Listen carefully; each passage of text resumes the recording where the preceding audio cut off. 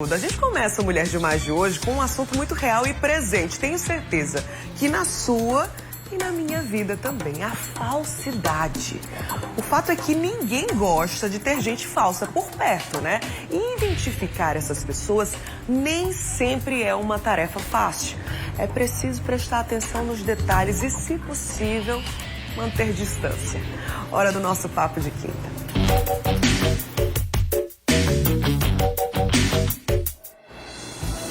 Pois muito bem, para falar sobre esse assunto aqui no estúdio, na Casa do MD, eu recebo o psicólogo Augusto Vaz. Bom dia, Augusto. Bom dia, Bruna. Seja bem-vindo. Assunto meio danadinho esse, Não né? é? Vamos criar umas polêmicas, talvez, e também estimular a reflexão do pessoal de casa, né? O que eu acho que é o mais importante.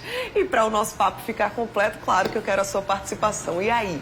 Como lidar com as pessoas falsas? Como você costuma lidar, né? Manda aí sua mensagem para o WhatsApp do Mulher de Mais. Você consegue perceber, identificar quando uma pessoa está sendo falsa com você?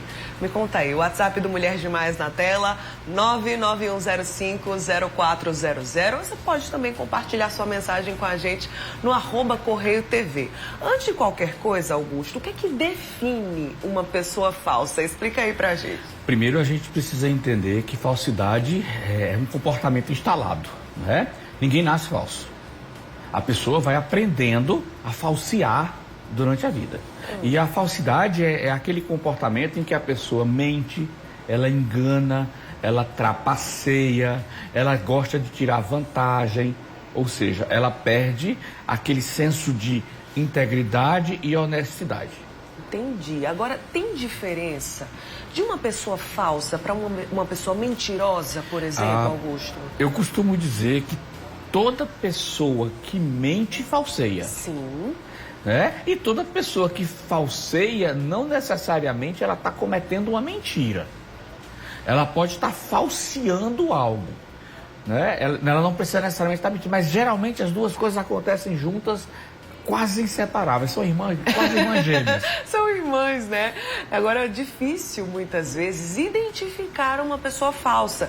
Porque, geralmente, essa pessoa tem artimanhas, não é, Augusto? Ela começa a ter um comportamento dissimulado. Sim. Entende essa palavra dissimulada? É, mas não é. Vou, mas não vou. Gosto, mas não gosto. Você é minha melhor amiga e quando você sai, você deixa de ser minha melhor amiga. Isso. Aquela coisa de manter a aparência para obter vantagens, né? Pois é, a nossa telespectadora Graça já deixou uma mensagem aqui no WhatsApp do Mulher de Mais. Ela disse que tira de letra as pessoas falsas porque ela percebe nos olhos, né? Quando a pessoa está mentindo, enfim, quando está sendo falsa. Como identificar? A nossa telespectadora está dizendo que através até do olhar ela consegue perceber. Então tem uma apurada, ela é apurada, né? Essa percepção da nossa telespectadora é apurada. Nem todas as pessoas conseguem identificar no olhar. Graça, como né? perceber? É a Graça, a nossa telespectadora. A Graça está falando uma coisa correta. Quando a gente começa a identificar, a perceber pessoas falsas, e tudo aquilo que a gente dá foco, a gente começa a ficar especialista, entre aspas, né? Então, quando a gente começa a conviver, ou a gente passou por uma situação criada por uma pessoa falsa, ou foi alvo de uma fofoca, alvo de uma mentira, ou foi algo de um disse que me disse, a gente começa a ficar atento. Sim. Então, a gente ficando atento, a gente aprende. E a gente vai entendendo que as pessoas podem falsear, o falso ele pode usar tudo que ele tem nele. Ele pode usar o olhar, ele pode usar o gesticular, ele pode usar o calar, o falar, o se tornar agradável, o não se tornar agradável. Então ele sabe. E a pessoa falsa, ela também vai ficando especialista em ser falsa, né? E eu costumo dizer que o falso raiz mesmo, às vezes é difícil de identificá-lo.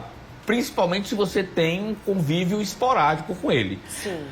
E também se você tem um convívio muito próximo, porque as pessoas falsas, elas tendem a ganhar a sua confiança, e uma vez que ela ganha a sua confiança, ela anula em você o seu questionar sobre ela, sobre o comportamento dela. E ela, inclusive, faz você questionar o comportamento do outro. Sim. Sabe? A pessoa falsa, ela tem sempre a tendência de sair de cena apontando o erro do outro. Então, tipo, a Bruna é minha amiga. Olha, você é muito minha amiga, mas fulana não gosta de você. Entendi. Então, ele bota seu foco de visão no outro para que você não observe ele.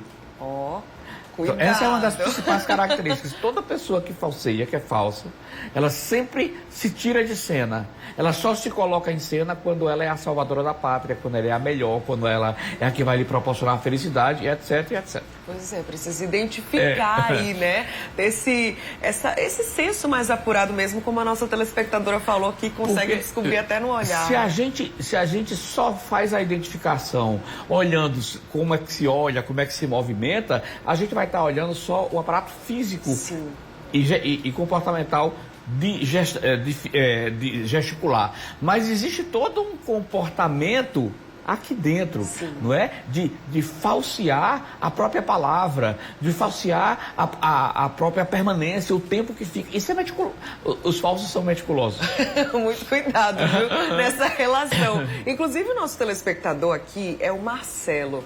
Ele provavelmente já identificou, né, uma pessoa falsa por perto. Ele disse, eu posso viver com uma pessoa falsa, ter a amizade dessa pessoa?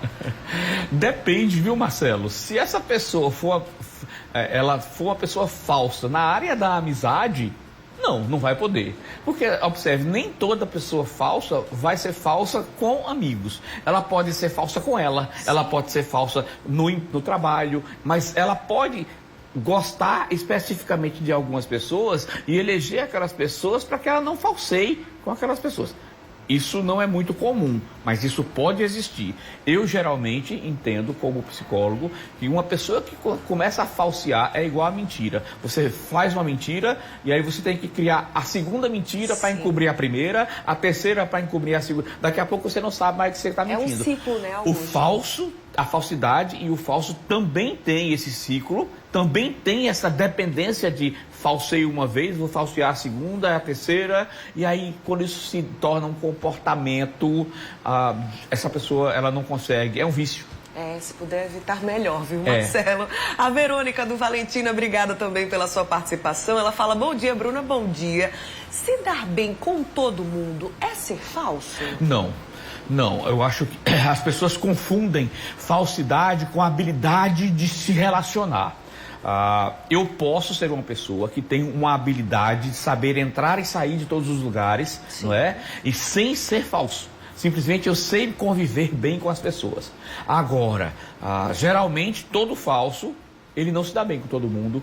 E isso é um engano, achar que falso se dá bem com todo mundo. Geralmente as pessoas falsas se dão bem com as pessoas que elas querem falsear, que elas querem enganar, que elas querem tirar proveito. Você pode ver que uma pessoa falsa, ela tem sempre o seu grupinho, ela sempre está ali, como dizia minha mãe, a coitada, né? tá ali junto com um grupinho e geralmente essa pessoa não passa muito tempo no grupo, ela já vai migrar para outro porque aquele grupo já descobriu que ela é falsa.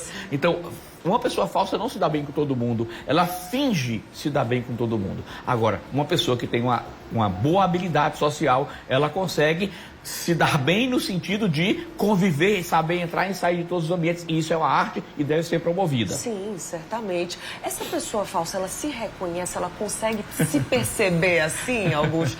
Tem assim uma questão de uma autocrítica assim tão forte de perceber, poxa, estou sendo falso com essa pessoa, vou mudar. Será que tem esse estágio também? É porque a gente só diz que vai mudar quando a gente quer mudar. Isso. Não é? Ou quando a gente quer falsear. Quando a gente quer mentir e dizer que vai mudar para ajudar outro, para tirar proveito de outro. Existe mudança para uma pessoa falsa desde que ela não tenha um transtorno de personalidade. Né? Aí é outro assunto para um outro programa. Sim. Mas observe, as pessoas falsas, elas sabem que estão falseando. Isso não é algo assim bonitinho, que eu fiz sem querer. É algo planejado. Né? E quanto mais vou fazendo, mais eu vou ficando expert em fazer. Quanto mais a gente faz ou pensa ou age, enfim, mais especialista a gente fica. Por exemplo, reclamar. Quanto mais a gente reclama, mais a gente vai ficar bom nisso. E existe uma diferença. Existe aquela pessoa que vive falseando. É um comportamento. Ela é assim. Ela se tornou e agora ela é. E existem pessoas que, eventualmente, cometem uma falsidade. Como eventualmente faz aquela mentirinha que não é boa, né? A autenticidade é um grande remédio contra a falsidade. Sim. E existe tratamento, sim. Quando a pessoa enxerga que está tendo um comportamento falseador e que ela percebe que aquilo está prejudicando a qualidade de vida, impedindo que ela seja uma pessoa plena, autônoma, feliz, afastando ela de pessoas, se ela procura ajuda, existe sim como fazer um bom tratamento e fazer a modelação desse comportamento, né? Mas isso a pessoa precisa entender. Eu já tive várias experiências dentro do consultório de tratar pessoas que identificaram um comportamento falso e porque amam a esposa, o esposo ou coisas assim, procuram o tratamento e conseguem resgatar o casamento, ou conseguem resgatar a sua própria vida, conseguem projetar uma nova carreira e é muito bonito ver essa mudança, sim, viu, Bruna? Com certeza, imagino muito bonito. que sim.